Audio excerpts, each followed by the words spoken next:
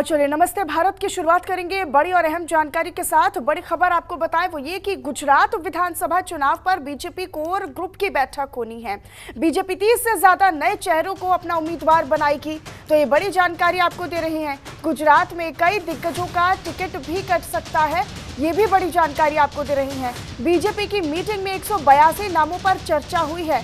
आज 100 उम्मीदवारों की पहली सूची जारी होगी, यानी 100 प्रत्याशियों की पहली लिस्ट आज बीजेपी जारी करेगी। गुजरात चुनाव को लेकर बीजेपी बड़ी सर्जिकल स्ट्राइक की तैयारी में है। सूत्रों की माने तो बीजेपी इस बार करीब 25% से ज्यादा नए चेहरों को चुनावी मैदान में उतारने की तैयारी में है। बीजेपी की इस स्ट्राइक में कई नामी अग्रामी चेहरों पर तलवार चलने जा रही है, यानी पहले जो कहीं ना कहीं चुनावी मैदान में उतारे गए, इस बार हो सकता है कि उनका टिकट कटे, जिसका पूरा खाका बीजेपी ने तैयार भी कर लिया है। कई पुराने लोगों के टिकट भी काटे जा सकते हैं और आज होने वाली केंद्रीय चुनाव समिति की बैठक में इस पर फाइनल मोहर भी लग जाएगी। तो ये बड़ी कोर ग्रुप की बैठक आज बीजेपी की होनी है, कई मायनों में खास और अहम। ये बैठक करीब 14 महीने पहले बीजेपी ने बड़ा फैसला लेते हुए गुजरात के तब के मुख्यमंत्री विजय रूपाणी और उनकी कैबिनेट के सभी 22 मंत्रियों को हटाने भूपेंद्र पटेल को सीएम बना दिया गया था।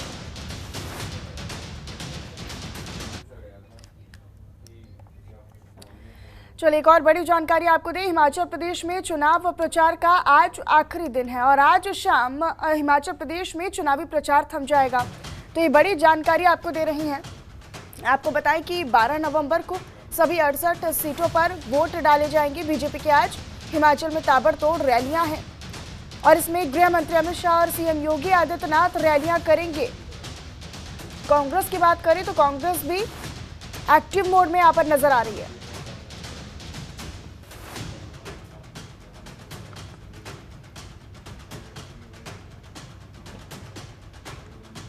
Priyanka Gandhi Vadra door to door vote मांगेंगी, तो बीजेपी और कांग्रेस लगातार। लेकिन आम आदमी पार्टी की बात करें तो कहीं ना कहीं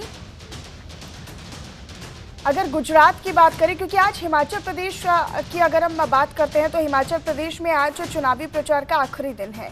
12 नवंबर को सभी 68 सीटों पर वोट डाले जाएंगे और यहां पर गृह मंत्री अमित शाह और सीएम योगी आदित्यनाथ ताबड़तोड़ रैलियां करेंगे।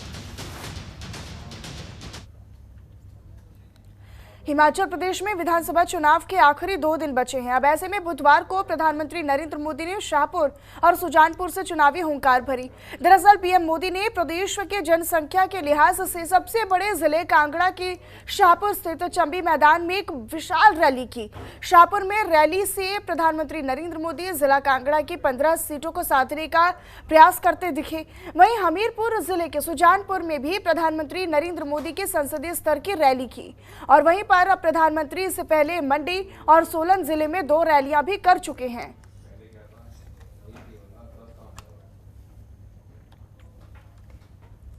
कांग्रेस कभी हिमाचल को स्थिर सरकार नहीं दे सकती है, नहीं वो चाहते हैं। आप देखिए आज जहां कांग्रेस की सरकारें बची हैं, गिन गिन करके 2 ही सरकारें बची हैं, एक है राजस्थान में और छत्तीसगढ़ में, और वहां से खबरें कभी विकास की आती है नहीं आती है। वहां से खबरें आपस में झगड़े की ही खबरें रहती हैं। अगर यही चलता रहा तो राज्य का विकास हो सकता है क्या? हो सकता है क्या?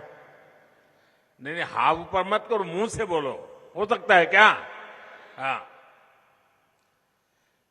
मेरा तो अनुभव कहता है कांग्रेस यानी अस्थिरता की गारंटी, कांग्रेस यानी भ्रष्टाचार घोटाले की गारंटी, कांग्रेस यानी विकास कार्यों में रोड़े अटकाने की गारंटी। वहीं कई राजनीतिक दल सिर्फ और सिर्फ परिवारवाद और वोट बैंक की पॉलिटिक्स के भरोसे चल रहे हैं। इसलिए बीजेपी की सरकारों का जैसे जैसे लोगों को अनुभव आता है, लोगों का विश्वास बढ़ता जाता है और बार बार आशीर्वाद मिलता रहता है। वही T20 वर्ल्ड कप का दूसरा सेमीफाइनल आज भारत और इंग्लैंड के बीच कड़ा मुकाबला खेला जाना है। आपको बताएं कि एडिलेड में दोपहर 1:30 बजे आज ये महामुकाबला होगा, ये मैच होगा। सेमीफाइनल से पहले रोहित शर्मा का बयान भी सामने आया है। इंग्लैंड के खिलाफ अपना 100% देंगे, ये रोहित शर्मा ने कहा है। यानी पूरे पॉजिटिव मूड के साथ और फुल एनर्जी के साथ और पूरी ऊर्जा के साथ आज टीम इंडिया इस खेल के मैदान में उतरने जा रही है। सेमीफाइनल से पहले रोहित शर्मा ने भी ये साफ कर दिया है कि अपना 100% हम इंग्लैंड के खिलाफ देंगे। इस खेल के मैदान में जीतने वाली टीम 13 नवंबर को पाकिस्तान के साथ भिड़ेगी। अब ये काफी दिलचस्प है क्योंकि पाकिस्तान का जब मैच हुआ था कल, उसमें पाकिस्तान जीती थी और पाकिस्तान अब सीधे फाइनल्स में है। तो आपको बताएं कि भारत और इंग्लैंड के बीच आज कड़ा मुकाबला है, लेकिन जो जीतेगी वो सीधा 13 नवंबर को पाकिस्तान से भिड़ेगी। न्यूजीलैंड को हराकर सेमीफाइनल्स में पाकिस्तान पहुंचा है। अब आज जो मैच टीम जीतेगी, चाहे वो भारत हो या फिर इंग्लैंड की टीम हो, जो भी जीतेगी वो पाकिस्तान के साथ सीधा 13 नवंबर को ही खेल के मैदान में मुकाबला करती नजर आएगी। तो न्यूजीलैंड को हराकर सेमीफाइनल्स पाकिस्तान में पहुंच चुका है। ये भी बड़ी जानकारी आपको दे रहे हैं।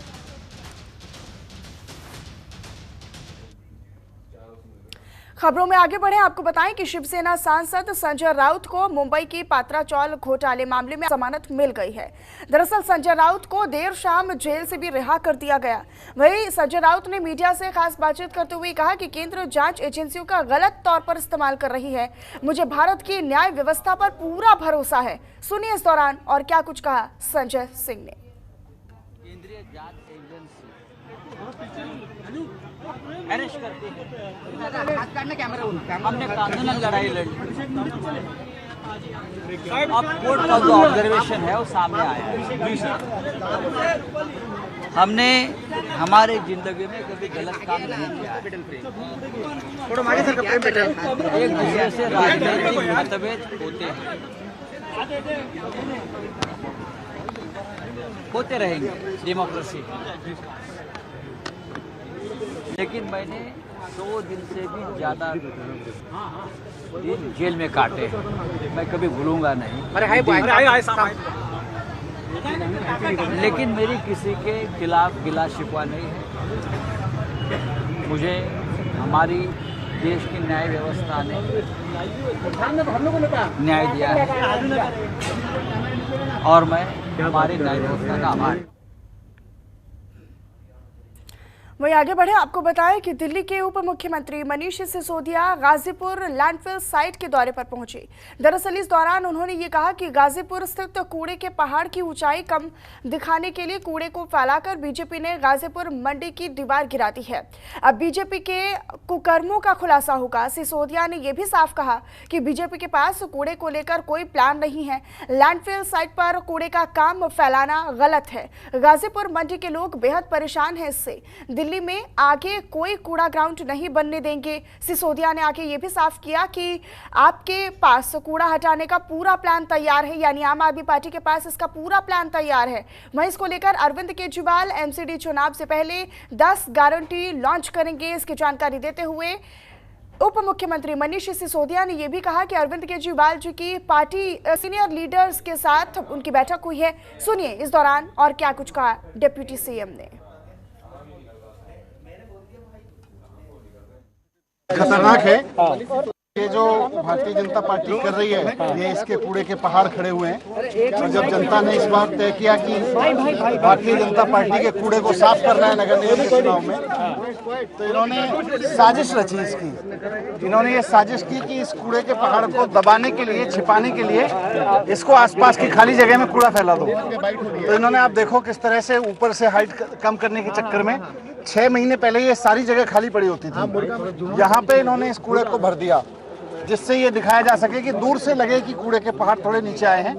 आसपास आके तो कोई दिखता नहीं है, आसपास के इलाके में खाली जगह पे इन्होंने भर दिया है इसको, और अब इसके चक्कर में दीवार गिर गई। ये तो अच्छा हुआ रात को हुआ, रात को यहाँ पे मंडी में काम नहीं हो रहा था, नहीं तो जान माल का भी बहुत नुकसान होता। लेकिन यहाँ लोगों की शिकायत है कि बहुत बदबू आती है, यहाँ पे काम करना मुश्किल है, और जहाँ ये दीवार गिरी वहाँ प्याऊ था। मैं यहाँ के लोगों को भी यही रिक्वेस्ट करूंगा कि थोड़े दिन की बात और है, नगर निगम में आम आदमी पार्टी की सरकार बनवाई है और केजरीवाल जी ने पूरा प्लान बना रखा है इस कूड़े के पहाड़ को ख़त्म करने का। केजरीवाल जी खुद इंजीनियर हैं और वो बहुत पढ़ लिख के प्लान बनाते हैं, चीज़ों को समझ के प्लान बनाते हैं। उन्होंने पूरा प्लान बना रखा है कि इस पूरे कूड़े के पहाड़ को, और सिर्फ इसको नहीं, पूरी दिल्ली के कूड़े के पहाड़ों को कैसे ख़त्म किया जाएगा, और गली गली में जो कूड़े के ढेर बन रहे हैं उनको कैसे ख़त्म किया जाएगा। और बीजेपी जो 16 नई साइट्स बनाने की साजिश लेके आई थी, उनकी जगह अब दिल्ली में कूड़े का निस्तारण कैसे किया जाएगा और कूड़ा रहित दिल्ली कैसे बनाई जाएगी, इसका पूरा प्लान। अरविंद केजरीवाल जी के साथ में पार्टी के सीनियर लीडर्स की बैठक हुई, और दिल्ली में जिस तरह से पिछले 15 साल में भारतीय जनता पार्टी ने दिल्ली नगर निगम को बर्बाद कर दिया है और दिल्ली को बर्बाद कर दिया है। दिल्ली के हर कोने में, हर गली में, हर पार्क में कूड़ा फैला हुआ है, पार्कों की हालत ख़राब है, सड़कों पर आवारा पशु बहुत बुरी तरह से हालत ख़राब कर रहे हैं। जिस तरह से व्यापारियों का शोषण हो रहा है, छोटे छोटे दुकानदारों का शोषण हो रहा है, उनसे पैसा ले लिया जाता है। जिस तरह से कोई भी आदमी अपना मकान बनाना शुरू करता है दिल्ली में, तो बिना पैसा दिए उसको मकान नहीं बनाने दिया जाता जब तक कि बीजेपी के किसी व्यक्ति को पैसा नहीं चढ़ा दिया जाए। जिस तरह से पूरी की पूरी दिल्ली में चारों तरफ कूड़े के पहाड़ बना दिए गए हैं, इन सब मुद्दों पर विस्तार से चर्चा हुई। आम आदमी के लिए, ट्रेडर्स के लिए, स्कूल अस्पतालों के लिए, सबके लिए नगर निगम में क्या क्या करना है, और चुनाव के बाद जब आगे चीज़ें बढ़ेंगी तो किस तरह से उनको आगे लेके जाना है, इस पर विस्तार से चर्चा हुई। और इसके बाद ये तय हुआ कि कल अरविंद केजरीवाल जी एमसीडी के लिए केजरीवाल जी की गारंटी लॉन्च करेंगे। जिस तरह से नगर निगम में लोग मांग कर रहे हैं कि अब ऐसी सरकार आनी चाहिए कि भारतीय जनता पार्टी के कुशासन से, भ्रष्टाचार से मुक्ति मिले, कूड़े के पहाड़ों से मुक्ति मिले, अव्यवस्था से मुक्ति मिले। पीएम मोदी ने G20 के लोगो और वेबसाइट का अनावरण कर दिया है, जिसकी तस्वीरें कुछ ही देर में वायरल हो गई। अब G20 के लोगो पर सियासत भी और शुरू हो चुकी है, और कांग्रेस नेता जयराम रमेश ने लोगो पर बने कमल के फूल को लेकर बीजेपी पर तीखा हमला बोल दिया है। दरअसल इस पर बीजेपी सांसद ने यह भी कहा है कि कांग्रेस की मानसिकता इससे झलकती है कि वो राष्ट्रीय पुष्प के बारे में ऐसा सोचते हैं। इसके अलावा प्रधानमंत्री ने एक बार फिर से परिवारवाद पर निशाना साधा है। इन तमाम मुद्दों पर बीजेपी सांसद सुब्रत पाठक से खास बातचीत की हमारी संवाददाता ममता चतुर्वेदी ने। इस वक्त बातचीत करने के लिए हमारे साथ मौजूद हैं बीजेपी सांसद सुब्रत पाठक जी। प्रधानमंत्री नरेंद्र मोदी ने G20 लोगो और वेबसाइट का अनावरण किया और थोड़ी ही देर में वो वायरल हो गया। इसको लेकर जयराम रमेश ने एक ट्वीट किया है जिसमें कहा है कि प्रधानमंत्री और जिस तरीके से कमल का फूल उस लोगो में है, पार्टी को प्रमोट करने के लिए ये लोग कुछ भी करेंगे। देखो, कांग्रेस जो है वो मानसिक रूप से खोखली हो चुकी है, और जिस प्रकार से एक परिवार के लिए ही सोचती है, तो वही उनकी मानसिकता भी बन गई है। लंबे समय तक शासन में रहे और सिर्फ एक ही परिवार का जिस प्रकार से महिमा मंडन हुआ है, तो वो कांग्रेस की उस प्रकार की मानसिकता है और यही उनकी सोच है। जबकि कमल का फूल भारत में बड़ा ही पवित्र फूल माना गया है, यहाँ के ऊपर दीपावली की पूजा में भी इस्तेमाल होता है। तो कितना पवित्र है, जिसके ऊपर लक्ष्मी जी स्वयं विराजमान है, ऐसा हम लोगों की मान्यता है। तो उसके बावजूद भी कमल के ऊपर सवाल उठाना, वो भी इसलिए केवल कि कमल राष्ट्रीय पुष्प है, तो ये कांग्रेस के दिमागी खोखलापन है। कांग्रेस की आपत्ति इसलिए नहीं है कि वो कमल राष्ट्रीय पुष्प है, बीजेपी का चुनाव चिन्ह है, इसलिए उनको आपत्ति। बीजेपी का चुनाव चिन्ह होने के साथ साथ वो राष्ट्रीय पुष्प के अतिरिक्त भी वो यहाँ का पवित्र पुष्प है, और जो कि भारत में देवी देवताओं को चढ़ाया जाता है। इसके अलावा अगर प्रधानमंत्री की बात करें तो प्रधानमंत्री हिमाचल में रैली कर रहे हैं, और वहां पर उन्होंने एक बड़ा बयान एक बार फिर से दिया है और कहा है कि जो पार्टियां भ्रष्टाचार और परिवारवाद के साथ जुड़ी रही हैं वो राज्य का विकास नहीं कर सकती हैं। सीधे तौर पर निशाना कांग्रेस पार्टी पर, आप इसे कैसे देखते? देखो, कांग्रेस के अतिरिक्त भी चाहे आप कोई भी इस परिवारवादी पार्टियां ले लो, समाजवादी पार्टी है, और बिहार में जो अपना लालू प्रसाद की पार्टी है, तो इस प्रकार के अन्य राजनीतिक दल सभी के सभी भ्रष्टाचार में लिप्त पाए गए हैं। सारे लोग जानते हैं, इसमें कोई कहने की आवश्यकता नहीं। तो ये परिवार के लिए राजनीति करने वाले लोग जब सत्ता में आते हैं तो सिर्फ परिवार का ही भला करते हैं, जो कि साफ दिखाई देता है। वक्त देने के लिए शुक्रिया। कैमरा पर्सन कमल के साथ ममता चतुर्वेदी, जनतंत्र टीवी, दिल्ली। और आगे बढ़ते हुए आपको बताएं कि ठग सुकेश चंद्रशेखर लगातार उपराज्यपाल को चिट्ठियां लिख रहा है। अब बीजेपी ने ये मांग की है कि सुकेश चंद्रशेखर और सत्येंद्र जैन का लाई डिटेक्टर टेस्ट होना चाहिए। वहीं तमाम मुद्दों पर बीजेपी के राष्ट्रीय महासचिव तरुण चुग ने खास बातचीत की जनतंत्र टीवी से। क्या कुछ कहा, इस दौरान सुनिए। इस वक्त बातचीत करने के लिए हमारे साथ मौजूद हैं भारतीय जनता पार्टी के वरिष्ठ नेता तरुण चुग जी। सुकेश चंद्रशेखर की बात करें तो लगातार एलजी को वो चिट्ठी लिख रहे हैं, लेकिन इसको लेकर कांग्रेस पार्टी भी कह रही है कि सत्येंद्र जैन और सुकेश चंद्रशेखर का लाई डिटेक्टर टेस्ट होना चाहिए ताकि सच्चाई पता चले। बीजेपी क्या चाहती है? ऐसा कि दिल्ली की जनता चाहती है कि लाइव डिटेक्टर टेस्ट होना चाहिए। किस तरह केजरीवाल साहब के मंत्री सत्येंद्र जैन जेल में बैठकर भी रंगदारी इकट्ठी कर रहे हैं, वो किसके लिए इकट्ठी कर रहे हैं, किसको दे रहे हैं, कौन उनको शेल्टर कर रहा है, किसके कहने पे रंगदारी का काम चल रहा है। जनता जानना चाहती है कि केजरीवाल और सत्येंद्र जैन के पीछे, इस मखौटे के पीछे घुनौना चेहरा क्या है और किस तरह लगातार झूठ की राजनीति कि मैं गनमैन नहीं लूंगा, मैं बच्चों की शपथ लेता हूं, कांग्रेस से समझौता नहीं करूंगा, मैं गाड़ी नहीं लूंगा, मैं जहाज नहीं लूंगा, मैं सिक्योरिटी नहीं लूंगा, मैं कोठी नहीं लूंगा, मैं रिश्वत नहीं लूंगा। इन सभी मापदंडों पर केजरीवाल साहब पूरी तरह त्रस्त हुए हैं और जिस तरह का करप्शन, जिस तरह की करप्शन से भी आगे रंगदारी, लूट खसूट इनके शासन में हुई है, निश्चित रूप से लाइव डिटेक्टर टेस्ट होना चाहिए ताकि दूध का दूध और पानी का पानी सामने आए। अरविंद केजरीवाल कह रहे हैं कि आप लोग गुजरात विधानसभा चुनाव में आम आदमी पार्टी से डरे हुए हैं और इसीलिए आप लोग अब एक ठग का सहारा ले रहे हैं। ऐसा कि चुनाव का परिणाम तो 1 महीने बाद आ जाएगा, लेकिन आपके चेहरे का परिमाण आ चुका है। इस मखौटे के पीछे कौन है ये समझ आ चुका है। रही बात गुजरात में डरने की, आप पहले कहते थे यूपी में भाजपा आपसे डर गई है, आपकी एक भी जमानत नहीं बची। उत्तराखंड में आप कहते थे भाजपा डर गई है, हम सरकार बनाने वाले हैं, आपके मुख्यमंत्री भी चुनाव हार गए, मुख्यमंत्री के कैंडिडेट भी चुनाव। आप गोवा में कहते थे। इसलिए ये झूठ बार बार नहीं चल सकता। आपने पहले बोलते थे हिमाचल व गुजरात, अब आपको पता चल चुका है कि हिमाचल में सुफड़ा साहब, आप गुजरात की बात कर रहे हैं और कुछ दिनों बाद आप गुजरात का साहब आपको दिखेगा और सामने भी आएगा। हरियाणा में आपकी अभी ताजे चुनाव के अंदर, वो हरियाणा जहां आप सरकार बना रहे थे, वहां आपकी जमानत जब्त हुई है। तो ये झूठ का प्रोपेगेंडा बंद करें। एक आखिरी सवाल गुजरात से ही है। कांग्रेस के 11 साल तक लगातार विधायक रहे कांग्रेस के नेता, वो बीजेपी के साथ आ गए। दूसरी ओर कभी कांग्रेस के हिस्सा रहे गुलाम नबी आजाद ने कहा है कि गुजरात में आम आदमी पार्टी का कोई वजूद नहीं है, कांग्रेस ही भाजपा को टक्कर दे सकती है। ऐसा है कि किसका क्या वजूद है जो जनता तय करने वाली है।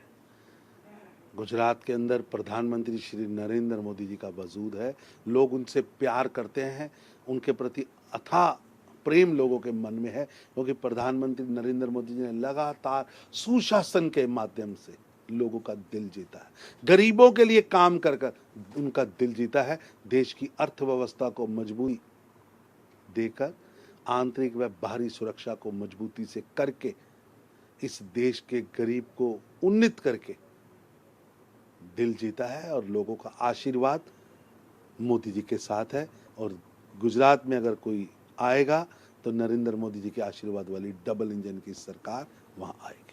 वक्त देने के लिए शुक्रिया। कैमरा पर्सन कमल के साथ ममता चतुर्वेदी, जनतंत्र टीवी, दिल्ली। वहीं आगे बढ़ते हुए आपको बताएं कि फतेहपुर के राधानगर थाना क्षेत्र में जर्जर हाई टेंशन लाइन टूटकर गिरने से 6 भैंसों की मौके पर ही मौत हो गई। वहीं भैंसों को चारा दे रहा किसान भी इसके चपेट में आ गया, जिसकी हालत गंभीर बनी हुई है और उसकी गंभीर हालत को देखते हुए उसे कानपुर रेफर कर दिया गया। वहीं हादसे से आक्रोशित ग्रामीणों ने सड़क जाम कर नारेबाजी की और पीड़ित परिवार को मुआवजा दिलाने की मांग की। वहीं जानकारी मिलने के बाद पहुंचे एसडीएम सदर ने घटना की जांच कर कार्रवाई करने और सही मुआवजा दिलाने का आश्वासन भी दिया है। जैसे मेरे पापा घायल हो गए हैं और मेरे भैंसे खत्म हो गए, 6 जानवर खत्म हो गए, 11,000 की लाइन गिर गई है। ये यहाँ पर राधेश्याम मिश्रा जी यहाँ भैंस थी और 11,000 का तार उसी समय श्री राधेश्याम मिश्रा जी भी जो 50 साल के थे वो उनको दाना पानी दे रहे थे, तो वो भी काफ़ी झुलस गए हैं। उनको यहाँ पर से कानपुर रेफर किया गया है।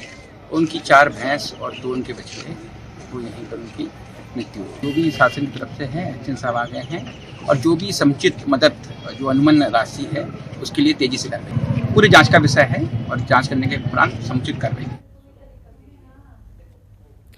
उत्तर प्रदेश में मैनपुरी और रामपुर सीट पर उपचुनाव होने हैं। इसको लेकर सियासी घमासान शुरू हो चुका है। समाजवादी पार्टी बीजेपी पर आरोप लगा रही है, तो बीजेपी का ये साफ तौर पर कहना है कि समाजवादी पार्टी अपने कुनबे को संभाल नहीं पा रही है और आरोप बीजेपी पर लगाती है। इसके अलावा ओम प्रकाश राजभर के बयान समेत तमाम मुद्दों पर यूपी के कैबिनेट मंत्री अनिल राजभर से बातचीत की हमारी संवाददाता ममता चतुर्वेदी ने। सुनिए। इस वक्त बातचीत करने के लिए हमारे साथ मौजूद हैं उत्तर प्रदेश सरकार के मंत्री अनिल राजभर जी। अगर यूपी के उपचुनाव की बात करें, मुलायम सिंह यादव के निधन के बाद मैनपुरी लोकसभा सीट खाली हुई है। इसके अलावा आजम खान की विधायकी चली गई तो रामपुर भी खाली हो गई है। समाजवादी पार्टी के कुछ नेता ये आरोप लगा रहे हैं कि दरअसल भारतीय जनता पार्टी चाहती है कि मैनपुरी सीट से कोई मुलायम सिंह के परिवार से ही सदस्य खड़ा हो ताकि उनके परिवार को तोड़ा जा सके। क्या सच है? कि अपने परिवार को तोड़ने वाले खुद इस तरह का आरोप दूसरे के ऊपर लगा रहे हैं, ये कहीं से वाजिब नहीं है। हम आजमगढ़ जीत कर आए हैं, रामपुर भी जीत कर आए हैं, बाकी उपचुनाव भी जीतेंगे। तो बाकी जो उपचुनावों का परिणाम भारतीय जनता पार्टी के पक्ष में आएगा तो हमें कहना क्या है उस समय, उसकी भूमिका ये लोग अभी से बना रहे हैं और कोई बात नहीं है। हमारे यहाँ राष्ट्रीय नेतृत्व तय करता है कौन उम्मीदवार रहेगा। हम कार्यकर्ता ये मानते हैं कि कमल का निशान ही हमारा उम्मीदवार है और उसको अपना उम्मीदवार मानकर हम लोग अपनी तैयारी करते हैं, हम लोग अपना काम करते हैं। ये निरंतर जो हार का सिलसिला है उसको देखकर विपक्ष के लोग पूरी तरीके से घबरा गए हैं और उल जुलूल का बयान भारतीय जनता पार्टी के ऊपर ये लोग लगाते रहे हैं, कहीं से उचित नहीं है। हालांकि तेज प्रताप का भी नाम चल रहा है, इसको लेकर शिवपाल सिंह यादव ने एक बार फिर से अखिलेश पर निशाना साधा है। क्या आपको लग रहा है कि अब मुलायम सिंह के निधन के बाद सपा का कुनबा और बिखराव की तरफ है? अभी उनके परिवार की बात है, उस पर टिप्पणी करना कहीं से मुझे उचित नहीं लगता। जहां तक तेज प्रताप यादव की बात है तो पहले भी सांसद रहे हैं, उनके कामों को वहां की जनता ने देखा है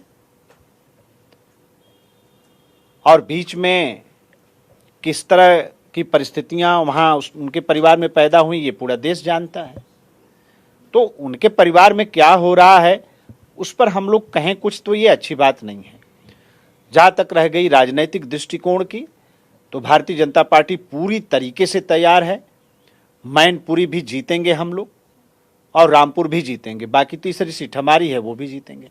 उत्तर प्रदेश के जो गुंडा माफिया हैं उनको उनके स्थान तक पहुंचाने के लिए ही जनता ने जनादेश दिया है। उत्तर प्रदेश की सरकार अपने कर्तव्य का पालन कर रही है, आज जनभावनाओं का आदर कर रही है।